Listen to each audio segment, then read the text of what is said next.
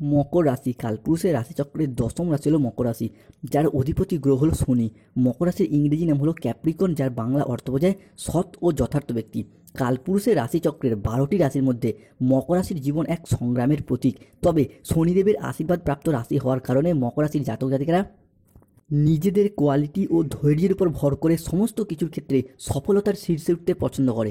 মকর রাশির জাতক জাতিকাদের সামনেই শুরু হচ্ছে বিশাল বড় পরিবর্তন, কারণ মকর রাশির জাতক জাতিকারা অলরেডি জানেন যে মকর রাশির সাপেক্ষে শনির 7.5 শেষ হয়ে গেলেও চলছিল শনির মহাদশা, চলছিল শনির অন্তর্দশা। তবে শনিদেব কিন্তু এরপর মকর রাশিতে আগামী 2.5 বছর অন্তর্দশা এবং মহাদশা শেষ করে চলে যাচ্ছেন মীন রাশিতে দ্বিতীয় চরণের 7.5 নিয়ে। এই বিষয়গুলি কিন্তু মকর রাশির জন্য ভীষণ ভীষণ গুরুত্বপূর্ণ হতে যাচ্ছে। অন্যদিকে মকর রাশির দ্বিতীয় ঘর তথা কুম্ভ রাশিতে অবস্থান করে রয়েছে রাহু। এই রাহুকে কিন্তু কালের সাথে তুলনা করা হয়, অর্থাৎ মকর রাশির দ্বিতীয় ভাবের এই রাহু একদিকে যেমন সচেতনতার ইঙ্গিত দেয়, অন্যদিকে কিন্তু এই রাহুর প্রভাবেই অর্থের ইনকাম, বিজনেস পারপাস, বৈদেশিক অর্থ income, lottery, share market, mutual fund, বৈদেশিক মুদ্রা অর্জন, বিদেশ যাত্রা, মামলা মোকদ্দমা, এই বিষয়গুলিকে নিয়ন্ত্রণ করে রাহু। এই বিষয়গুলিতে শুভ ফল দেয় রাহু। অন্যদিকে মকর রাশির এই দ্বিতীয়ভাবে প্রবেশকারী রাহু আপনার পেটের সমস্যাকে বাড়াবে। হুট করতে কোনো মানুষজনের সাথে ঝগড়া অশান্তিতে জড়িয়ে পড়বেন, অর্থ ইনভেস্ট সংক্রান্ত কোনো লোভনীয় ফাঁদে অর্থ ব্যয় ঘটতে পারে, কিংবা কোনো অবৈধ প্রেম, অবৈধ সম্পর্কে জড়িয়ে কিছুটা দুর্নামের ভাগীদার হতে পারেন। এই জায়গাগুলোতে কিন্তু রাহুর দ্বারা আপনাকে সতর্ক থাকতে হবে। অন্যদিকে মকর রাশি সাপেক্ষে চতুর্থ ঘর মানুষজনের সাথে কমিউনিকেশন এবং যোগাযোগ বৃদ্ধির ঘরে প্রবেশ করতে চলেছে বুধ ও শুক্র। তাই মকর রাশির জাতক জাতিকাদের জীবনে 2025 সালে দাঁড়িয়ে 28শে আগস্ট, 29শে আগস্ট এবং 30শে আগস্ট থেকে আগামী 15ই সেপ্টেম্বর 2025 সময়কালের মধ্যে ভীষণ ভীষণ গুরুত্বপূর্ণ শুভ প্রভাব বয়ে নিয়ে আসতে চলেছে, যার প্রভাবে 2025-এর 28শে আগস্ট, 29শে আগস্ট এবং 30শে আগস্ট থেকে চন্দ্রের ট্রানজিট মকর রাশির সাপেক্ষে দেখতে পাবো। এই মুহূর্তে দাঁড়িয়ে মকর রাশির ক্ষেত্রে, যেহেতু মকর রাশির পৃথিবী তত্ত্বের রাশি, তাই মকর রাশির উত্তরসারা নক্ষত্র, শ্রবণা নক্ষত্র এবং ধনিষ্ঠা নক্ষত্রের ক্ষেত্রে চন্দ্রের ট্রানজিট, চন্দ্রের রাশিগত পরিবর্তন ঘটবে, যার ফলে মানুষজনদের সাথে দীর্ঘদিন ধরে যে মনোমালিন্য চলছিল, কোনো সম্পর্কের ক্ষেত্রে যে অশান্তি বা বিচ্ছেদ সৃষ্টি হয়েছিল, সেই সমস্ত সম্পর্কগুলিকে আবারও একবার গুছিয়ে নেওয়ার একটা সময়, গুছিয়ে নেওয়ার একটা ইচ্ছা, প্রবণতা এবং প্রত্যাশা বৃদ্ধি পেতে দেখতে পাবো। তবে মকর রাশি হিসাবে কেতুর প্রবেশ ঘটছে অষ্টম ঘরে, যার কারণে পরিবারের কোনো মহিলা সদস্যের স্বাস্থ্যগত বিষয়ে কিছু সমস্যা সৃষ্টি করতে পারে। অন্যদিকে আমরা জানি কেতুকে সন্দেহের কারগ্রহ হিসাবে বিবেচনা করা হয়, তাই এই মুহূর্তে দাঁড়িয়ে আপনার মনের মধ্যে বেশ কিছুটা সন্দেহের বাতাবরণ সৃষ্টি হবে। যাদের প্রেমিক প্রেমিকা রয়েছে সম্পর্কের ক্ষেত্রে, তারা কিন্তু প্রেমিক প্রেমিকার সাথে, ভালোবাসার মানুষজনদের সাথে বেশ কিছু ক্ষেত্রে সন্দেহজনক পরিস্থিতির সৃষ্টি হতে পারে। অন্যদিকে যারা স্বামী স্ত্রীর সম্পর্ক জীবনে, দাম্পত্য জীবনে রয়েছেন, তাদের ক্ষেত্রেও স্বামী স্ত্রীর সাথে বেশ কিছুটা সন্দেহজনক পরিস্থিতির সৃষ্টি হতে পারে। হয়তো কোনো সমস্যা নেই, তবুও কেতুর এই প্রভাবে সন্দেহের বাতাবরণ সৃষ্টি হবে। শুধু স্বামী স্ত্রী বা প্রেমিক প্রেমিকা নয়, পরিবারের অন্যান্য মানুষজনদের মধ্যেও কিন্তু সন্দেহের বাতাবরণ সৃষ্টি হবে। কিংবা এই মুহূর্তে দাঁড়িয়ে আপনি এমন কোনো সম্পর্ক বা ভুল সম্পর্কে জড়িয়ে পড়তে পারেন, যার ফলে আপনার বেশ কিছুটা দুর্নাম হতে পারে। তবে মকর রাশির ক্ষেত্রে এর পাশে সূর্যের ট্রানজিট, সূর্যকে কিন্তু আমাদের কর্মজগতের সাফল্য, চাকরি, আমাদের কেরিয়ার জীবনের প্রতিষ্ঠা লাভ বা মানুষজনের সাথে সুসম্পর্ক বজায় রাখা, এই সমস্ত কিছু দ্বারা নিয়ন্ত্রণ করে সূর্য। তাই মকর রাশি হিসাবে 1 সেপ্টেম্বর, 2 সেপ্টেম্বর এবং 3 সেপ্টেম্বর থেকে আগামী 20 সেপ্টেম্বর 2025 এই সময়কালের মধ্যে প্রথমত সূর্যের এই ট্রানজিটের কারণে বাবা মায়ের সাথে সম্পর্কের জায়গায় যদি কোনো মনোমালিন্য চলছিল, কিংবা কোনো বয়োজ্যেষ্ঠ ব্যক্তিত্বের সাথে গুরুচণ্ডাল দোষ থাকার কারণে সম্পর্কের ক্ষেত্রে যে মনোমালিন্য চলছিল, সেইগুলি মিটে যেতে দেখতে পাবো সূর্যের এই ট্রানজিট, যেটা কিন্তু মকর রাশির জন্য ভীষণ ভীষণ গুরুত্বপূর্ণ পঞ্চম ঘরে পড়ছে। অন্যদিকে এই পঞ্চম ঘর কি আবার সন্তানের ঘর, সন্তানদের ডেভেলপমেন্ট, প্রাপ্তির ঘর হিসাবে কিংবা কর্মের ঘর হিসাবে বিবেচনা করা হয়। এই মুহূর্তে দাঁড়িয়ে মকর রাশির জাতক জাতিকাদের ক্ষেত্রে আগামী সময়কালের মধ্যে সন্তান প্রাপ্তির জায়গায় গুরুত্বপূর্ণ পরিবর্তন আসছে। তবে এই মুহূর্তে দাঁড়িয়ে শনিদেবের কিছু বিশেষ যোগ তৈরি হচ্ছে মকর রাশির ক্ষেত্রে। জ্যোতিষশাস্ত্র অনুসারে শনিদেবের এই ভাগ্যবান যোগগুলি মকর রাশির জীবনে দীর্ঘ 29.5 বছর পর শুরু হতে যাচ্ছে। কি কি যোগ আসছে?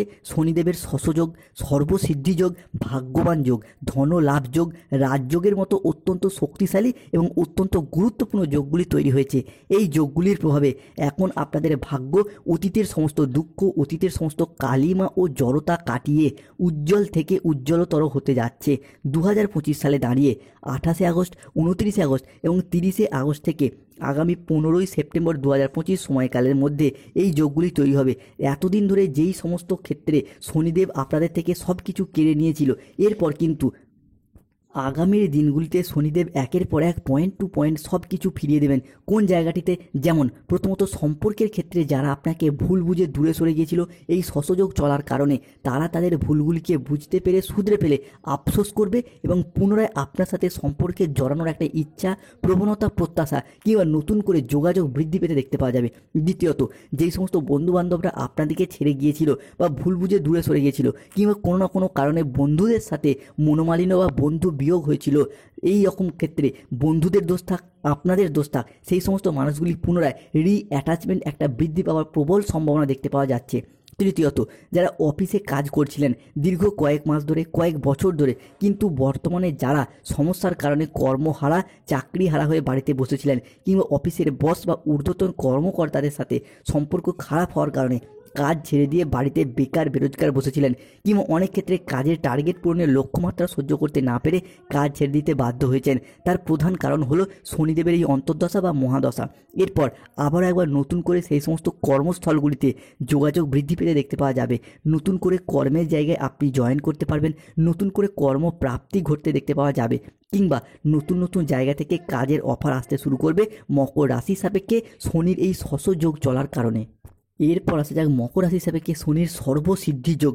সর্বসিদ্ধি যোগের ক্ষেত্রে মকর রাশি সাপেক্ষে মূল যে পরিবর্তন আসবে সেটি কি না, যে কোনো ক্ষেত্রে আপনারা যে একটা অবহেলা, লাঞ্ছনার যন্ত্রণা কিংবা কষ্ট পেয়ে যাচ্ছিলেন সংসারে, সমাজে, কর্মের জায়গায়, মূলত কাজের ক্ষেত্রে ইন্টারভিউ দিচ্ছেন, পরীক্ষা দিচ্ছেন, শেষ মুহূর্তে গিয়ে কাজগুলি ভেস্তে যাচ্ছে বা চাকরিগুলিকে প্রাপ্ত করতে পারছিলেন না মকর রাশির মানুষরা, এরপর কিন্তু শনিদেবের এই সর্বসিদ্ধি যোগের মাধ্যমে যে কোনো জায়গায়, সেটা কর্ম হতে পারে, ব্যবসা হতে পারে, শিক্ষা হতে পারে, বিদেশ যাত্রা, সব জায়গায় কিন্তু সফলতাগুলিকে লাভ করতে পারবে শনিদেবের এই সর্বসিদ্ধি যোগের কারণে।